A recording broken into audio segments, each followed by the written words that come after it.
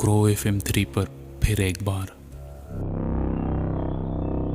प्रशांत गांव में ऐसा पहला आदमी नहीं था जिसने भागकर शादी की, लेकिन उसके साथ जो होने वाला है वो शायद किसी के साथ ना हुआ हो। जब प्रशांत ने अनु को अपने घर दुल्हन बनाकर ले आया, तभी से बात बात पर ही झगड़े होते रहते थे। घर में ससुर और सास के साथ, यानी प्रशांत के पिता और माँ दोनों के साथ। प्रशांत के पिता को एक ही खराब आदत थी और वो थी गांजा फूकना। झगड़ा होने का कारण यही थी कि अनु नीची जात का तो थी, साथ ही साथ ऐसे परिवार में से था जो दहेज भी नहीं दे सकती थी। और एक दिन झगड़ा इतना बढ़ गया कि अनु ने आखिर एक दिन जहर पी ली थी। हॉस्पिटल सही समय पर पहुंचाने से अनु की जान बच गई, लेकिन समाज से, प्रशांत के माँ बाप को अनु से दूरी बनाए रखने को बोला गया। और ऐसा करते करते प्रशांत के माँ बाप ने अपने बेटे को लगभग अपने से खोने के गम में वो दोनों भी गुजर गए। और आज जो कि अनु और प्रशांत के शादी को 7 महीने हो चुके हैं, जिंदगी के हर गम को भुला के अच्छी जिंदगी जी रहे थे दोनों। लेकिन एक रात अनु के पेट में जोरों से दर्द हो रही थी। प्रशांत को जितना पता था उतना ही कर पाया, लेकिन जब कुछ फायदा नहीं हुआ तो आसपास के लोगों को बुलाकर दिखाया। आधे घंटे के बाद वो दर्द अपने आप ही ठीक हो गया। गांव के लोग भी थोड़ा परेशान थे, क्योंकि अभी तो बस ठीक से 7 महीने भी नहीं हुए और ये दर्द प्रशांत और अनु दोनों को चिंता में डुबोने के लिए काफ़ी था। गांव में रात के समय ना ही हॉस्पिटल और ना ही डॉक्टर मिलेगा, इसलिए प्रशांत ने सुबह सुबह ही अनु को हॉस्पिटल ले गया, जिससे पता चला कि सब कुछ नॉर्मल ही है। ये सुनकर प्रशांत को तसल्ली नहीं हुई, तो दूसरे डॉक्टर को भी दिखाया गया, जिसमें डॉक्टर के मुंह से जवाब सेम ही था। आखिर शाम के वक्त वापस घर आके खा पीकर अपने बिस्तर पर सो गया। लेकिन सोने से पहले प्रशांत ने एक चीज नोटिस की। कुछ दिनों से माहौल एकदम अजीब सा रहता है, जैसे कि मानो खुशियां ही ना हो। और कभी कभी तो कोई चीज ढूंढने पर सही समय पर नहीं मिलता। कभी घर के बाहर कौवे का चिल्लाना और कभी नुकसान होते होते बच जाना। ये सब लगभग 10 दिन से चल रहा है। प्रशांत ने जब घड़ी में समय देखा तो रात के 11 बज रहे थे। प्रशांत बाहर गया टॉयलेट करने के लिए। जब टॉयलेट करके प्रशांत वापस आ ही रहा था कि तभी उसके सामने एक बिल्ली गुर्राते हुए रोती हुई दिखी। प्रशांत ने उस बिल्ली को पत्थर मार के भगाने की कोशिश कर रहा था कि घर के अंदर से फिर अनु की दर्द से कर्राने की आवाज सुनाई दी। प्रशांत परेशान सा अनु को सहलाते हुए अनु को शांत कर रहा था और साथ ही साथ गांव वालों को बुलाने ही वाला था, लेकिन अनु रोते हुए घर के खिड़की के बाहर उंगली से इशारा कर रही थी। अनु ने प्रशांत को कहा कि बहुत समय से उसे खिड़की के बाहर से देख रहा है कोई, और जब भी अनु खिड़की के तरफ देखता है दर्द तभी ज्यादा होने लगता है। यह सुनकर प्रशांत ने पहले आसपास के लोगों से मदद मांगकर घर में भेजा। उसके बाद पूरा का पूरा घर के बाहर छान मारा कि आखिर कौन है जो अनु को परेशान कर रहा है। जब पूरा गली और घर के चारों तरफ चेक करने के बाद भी कुछ नहीं मिला तो प्रशांत घर में गया।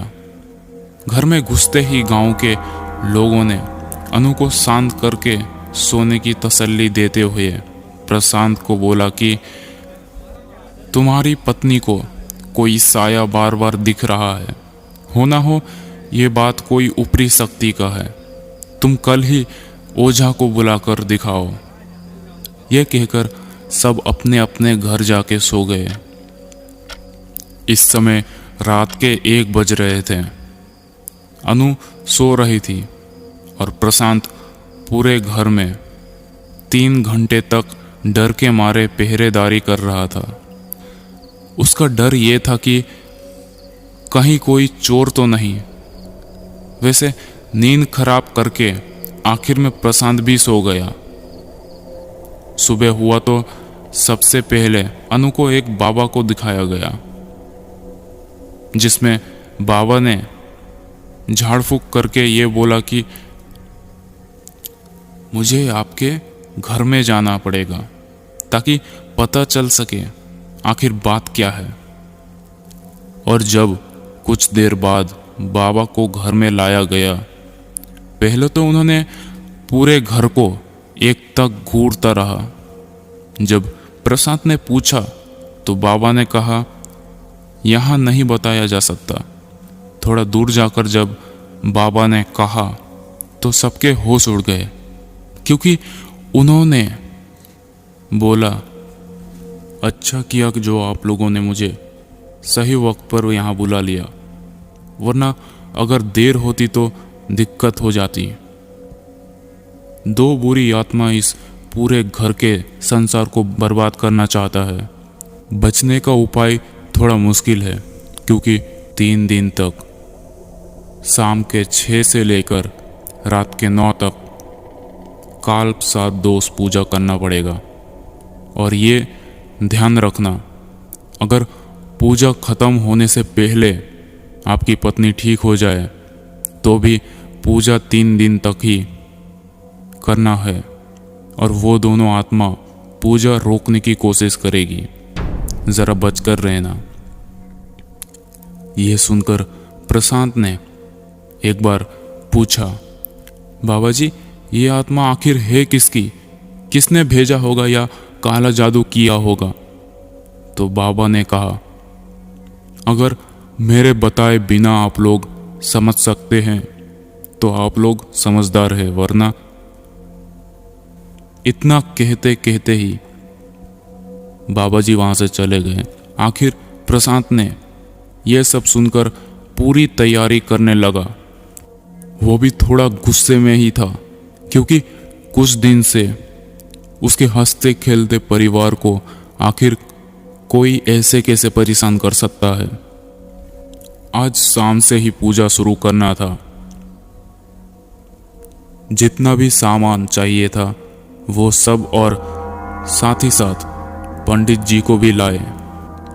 शाम के 6 बजे पूजा शुरू हुआ और अनु और प्रशांत दोनों बस यही सोचकर डरे जा रहे थे कि बाबा जी ने बोला था कि वो बुरी आत्मा पूजा को रोकने की कोशिश करेंगी।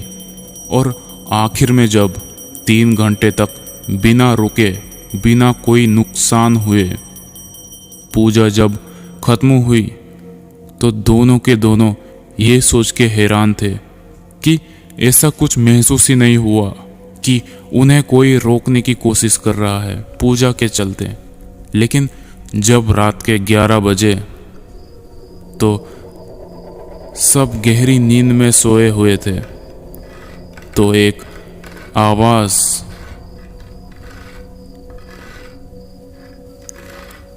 ऐसा लग रहा था कि जैसे लकड़ी की कल की था।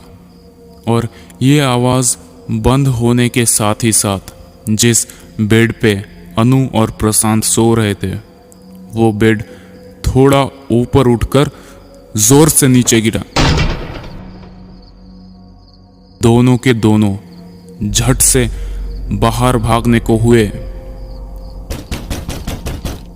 जो दरवाजा पहले खोलने पर ढीली ढीली महसूस होती थी। वही दरवाज़ा आज पत्थर बन के दोनों को कमरे के अंदर कैद कर रही थी।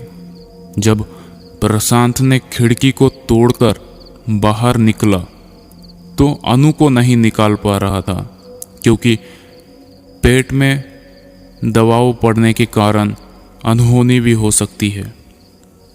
शोर सुनकर जब कुछ आसपास के लोग आकर मदद की तभी कुछ ठीक होने लगा। अनु हिचकियां मारकर रो रही थी और कुछ गांव वालों को देखकर ऐसा लग रहा था कि वो सब भी ये रोज के घटने से तंग आ चुके थे।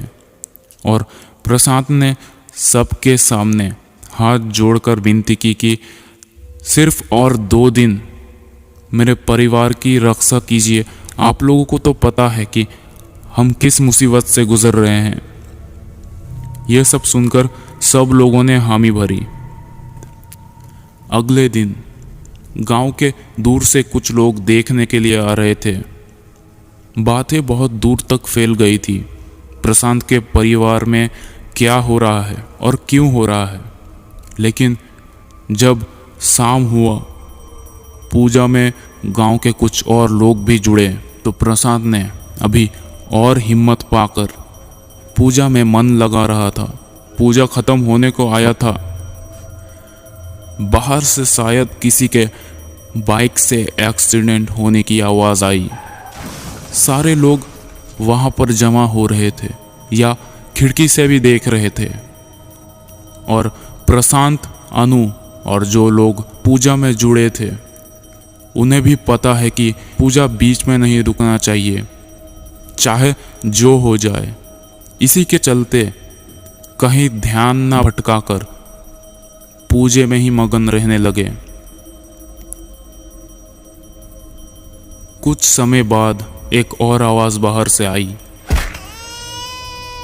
कोई छत से गिर गया था ऐसा सुनाई दिया। लेकिन सब प्रशांत समझ रहा था कि घर के अंदर कोई भी नुकसान नहीं हो सकता। जबकि पूजा खत्म होते ही पंडित जी जब बाहर जाने को होने वाले थे, ऊपर का घूमता हुआ फैन नीचे आकर गिरा। तो एक अंकल ने उन्हें बचा लिया था। कुछ खरोचे आने के कारण पंडित जी ने अगली बार यहाँ आने को मना कर दिया था। जब रात हुई, अनु को सुला के प्रशांत अब किसी भी तरह का परेशानी नहीं चाहता था। इसलिए 3 दिनों से ठीक से नींद ना पाकर आंखों के नीचे काले धब्बे पड़ गए थे।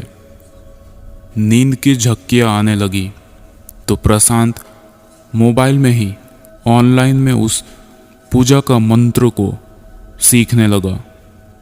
क्या क्या विधियां थी और क्या क्या मंत्र थी उसे रटने लगा। ऐसे करते करते सुबह हुआ और अनु खाना बनाने लगी। प्रशांत सोने गया। जब दोपहर को नींद खुली तो खाना वाना छोड़कर सबसे पहले किसी पंडित जी को ढूंढने लगा। लेकिन भरोसे करने जैसा पंडित जल्दी नहीं मिलता और आखिर में उसके पुराने पंडित को ही बुलाना पड़ा, जिसने आने में हामी तो भरी लेकिन कोई भी नुकसान का जिम्मेदारी प्रशांत को देकर। शाम के 6 बजे इन सभी मनहूस आवाजों को नजरअंदाज करते हुए अपने पाठ को आगे बढ़ाने लगे सबके सब। आज कुछ ज्यादा ही लोगों ने साथ दिया पूजा में। अंदर से गेट भी बंद कर दिया था ताकि बाहर कुछ भी हो तो ध्यान ना भटके। लेकिन जब अनु अपने जगह से उठकर किचन से गैस सिलेंडर को घसीटते हुए सभी के बीच में लाकर रखी, पूजा में इस्तेमाल हुए वो मोमबत्ती और दिए से आग का झोंका सिलेंडर पर जाकर चिपका। पंडित जी, प्रशांत और एक दो गिने चुने लोगों को छोड़कर सभी के सभी वहां से दरवाजे, खिड़की सब कुछ तोड़कर भागे। अनु ने अपने मुंह से 2 आवाजों में बोली, मरोगे सबके सब। इसके बाद प्रशांत ने देखा कि पंडित जी इस घर में मौजूद नहीं है। प्रशांत ही बाकी के मंत्र को कहने लगा और सामने अग्नि को जलाए रखने की कोशिश प्रशांत ने ना रोका। अभी भी सिलेंडर में आग लगा हुआ था। शायद प्रशांत कुछ जानता था, इसलिए ज्यादा घबराया नहीं और पूजा खत्म होने को ही था कि अनु ने जाकर प्रशांत का गले को जोर से पकड़ के, प्रशांत तो जैसे तैसे मौत के मुंह में जाने ही वाला था।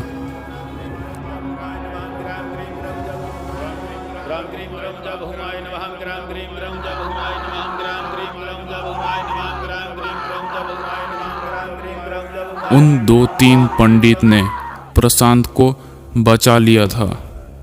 प्रशांत को पता था कि सिलेंडर में गैस कम था, तो गर्मी के कारण इतना प्रेशर नहीं बन सकता था जिससे सिलेंडर फट सके। 1 साल बाद जिंदगी के सारे गम को भुलाकर प्रशांत और अनु और उनका एक 8 महीने का बच्चा सभी आराम से जिंदगी गुजार रहे थे। लेकिन अनु किसी चीज को देखकर बेहोश हो गई। बेहोश पड़े अनु के सामने वाले कमरे में उनका बेटा मिराज, जो कि ठीक से चल भी नहीं सकता, वो गांजे में इस्तेमाल होने वाले कल्की से कुछ सूंघने की कोशिश कर रहा था।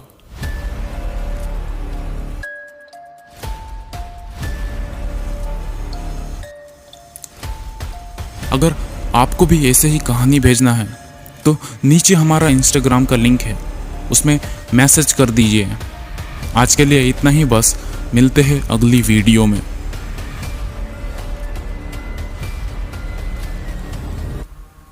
ग्रो FM 3 पर फिर एक बार।